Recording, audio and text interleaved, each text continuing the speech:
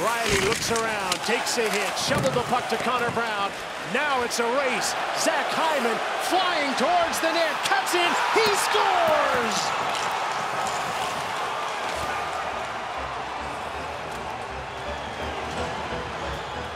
What a tremendous goal for Zach Hyman, and the Maple Leafs have settled down indeed. Well, it's a 1-1 tie. Have they ever? And the speed of this game has just been going end to end with chances at both sides. Here's the turnover that Gardner just puts his head down. What a shot that just barely misses on that right post.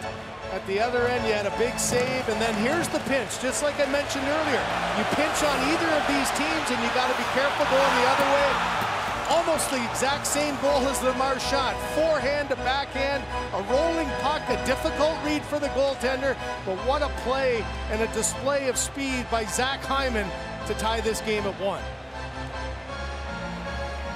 At Maple Leaf Square, the reaction in Toronto to the Hyman goal.